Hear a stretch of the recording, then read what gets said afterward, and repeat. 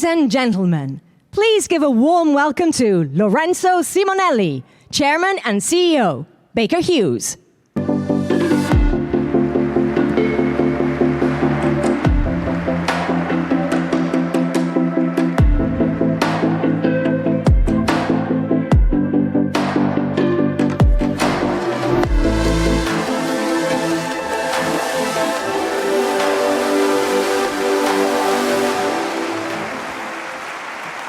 Good morning and welcome.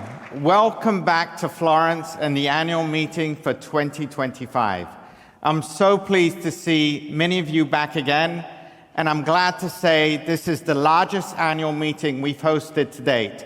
Over 2,300 delegates from across 85 countries. And what's special is that we are inviting also other new sectors to join us as well. Not just oil and gas, but mining, steel, aerospace, hard-to-abate sectors, and data centers. It's great to have you all here over the course of the next few days to discuss what's happening in the energy landscape. What are the challenges, the opportunities that we have in front of us, and how we meet the demands for the energy future. As you look behind me, you can see the events that have unfolded in 2024. No doubt, it's a confusing world out there. As you look at the energy demand, it's clear that energy demand is increasing. The requirements that we have to meet going forward, as we look at the United States, 26% increase by 28. As you look at the growth of generative AI, data center, population increasing, and the use of energy, all sources of energy required, and the demand increasing. At the same time, the geopolitical background that we face.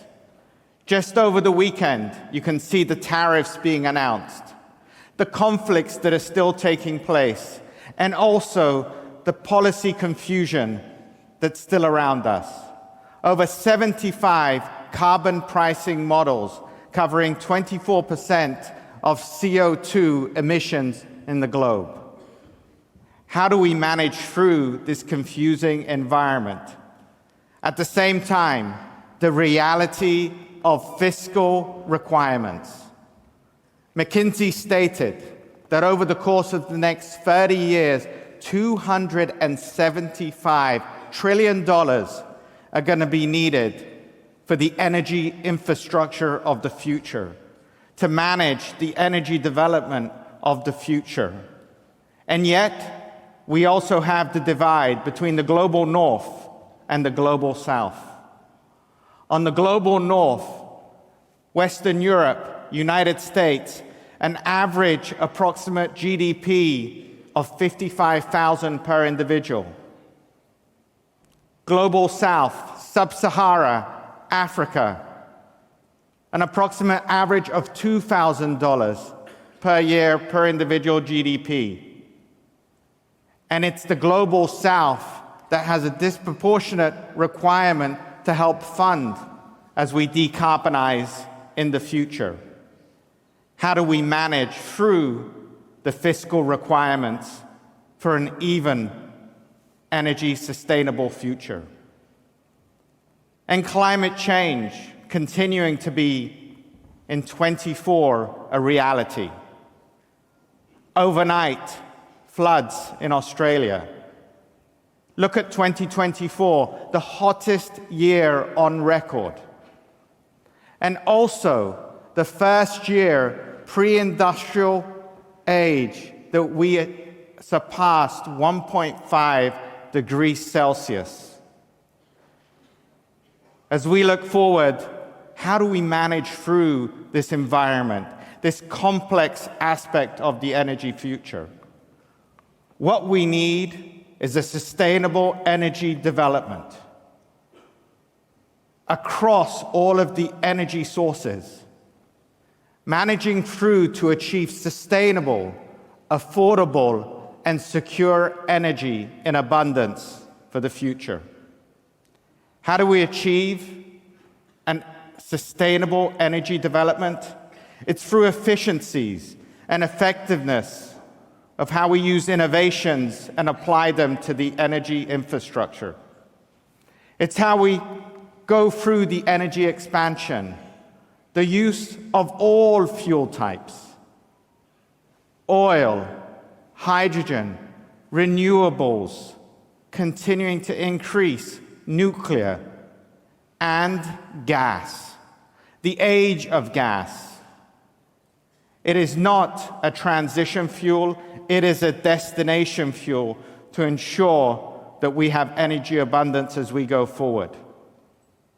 Sustainable, affordable, and secure, and using energy responsibly, driving efficiencies and reducing waste. As we look at a sustainable energy development plan, we need progress at scale. Taking the learnings that we've had from the past few years of the energy landscape and applying it at scale across not just oil and gas, but multiple industries. That's the theme of this conference, progress at scale. How we ensure that we start to multiply, replicate in the future to ensure success.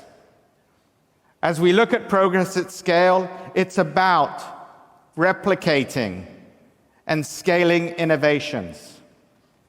It's about building and integrating solutions with digital, what we've learned from the algorithms and the capabilities of preventive analytics, generative AI, and establishing and leveraging partnerships across the ecosystem of governments, companies, NGOs, regulators, and making sure that we've got the foundations in place for going forward. Progress at scale. That's the discussion over the next few days. And let me give you some examples of the way in which we can achieve progress at scale. True outcomes that have already been seen through our partnership at Baker Hughes with you in this audience and many others. A good example here from Nigeria with Shell and our partner SNEPCO. If you look at the number of interventions that are going to have to take place, Rystad has already said by 2027, 260,000 interventions, well interventions are necessary.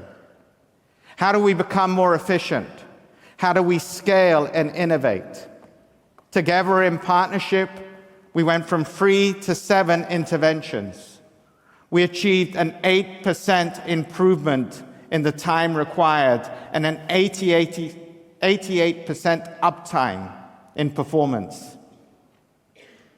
How do we scale that to other fields as we see the requirement for interventions continuing to increase? In LNG, our partnership with Cheniere over 15 years. 15 years of innovation, incorporating technologies, culminating in 2024 with a capacity of 45 million tons of LNG being produced. That is 50% of the US exports of LNG. How do we magnify that and take it forward? And with ExxonMobil, the ability to improve the interval between service requirements for critical gas turbines, going from 6 months to 2 years, a 300% improvement in the service interval for the maintenance, enabling 9 days of reduced lapse time, 9 days of incremental production. How do we scale that across the maintenance requirements? As we think about digital, we have great partnerships.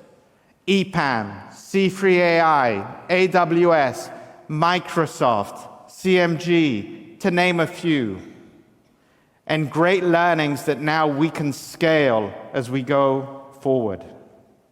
An example in Qatar with CAFCO, applying the digital insights through Cordant, a 1.08% increase in daily production of ammonia. That is 50 tons of incremental ammonia to enable fertilizers. Scaling that to other places. Braskem, reduction in maintenance costs, yielding 50 million reduction in costs as well as incremental production. Cordant, the application of Cordant. And in Libya, with our partner Syria Oil, the application of Lucipa since 2023 in the third quarter, enabling 15,000 additional barrels of oil produced, a 40% increase. That is meaningful.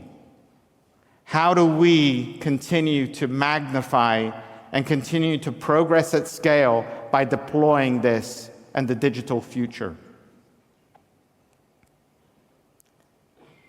Also, a number of announcements that we'll be making today around partnerships and also the continued scaling of opportunities.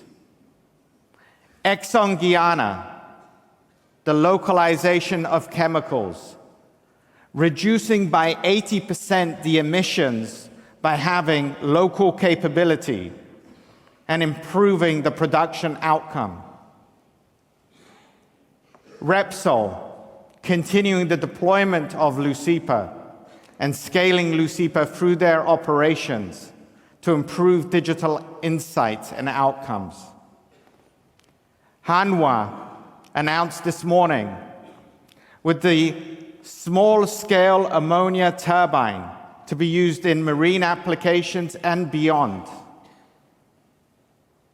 And Argent LNG, the innovation in modular LNG and the application of the LM9000. Through partnerships together, being able to continue to scale and progress as we go forward. It's not just within the oil and gas sector.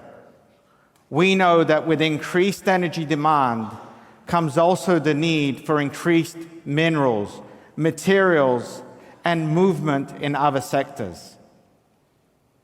At Baker Hughes, we know a lot about having to do more with less, driving efficiencies. And I'm glad to say that we're working with multiple sectors to take those learnings there. Mining.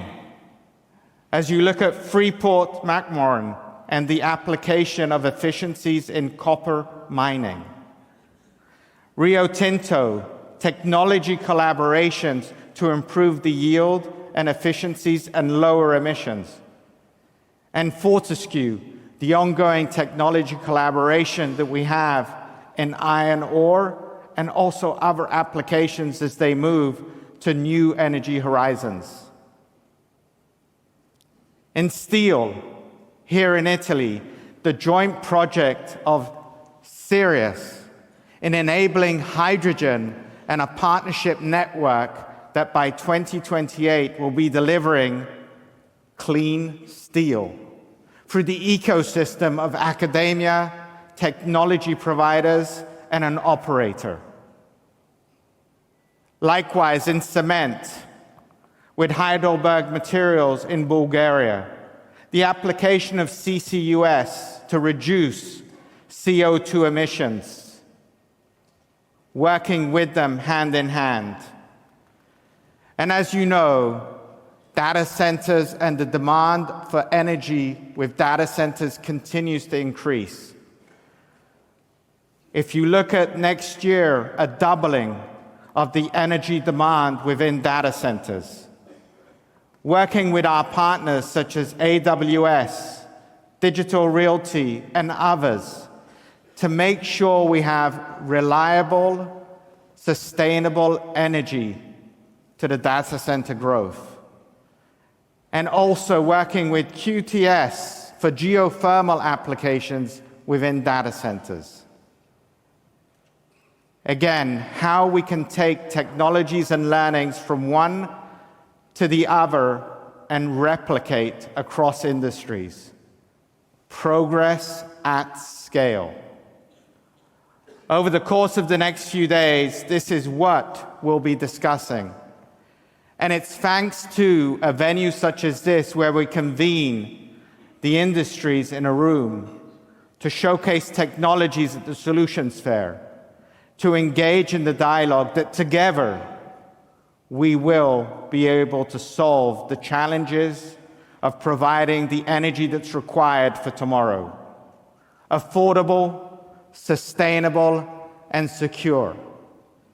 Together, we will be able to progress at scale and make sure that we're ahead of the curve and meeting the demands of tomorrow. I look forward to the event. I appreciate your participation. Thank you very much.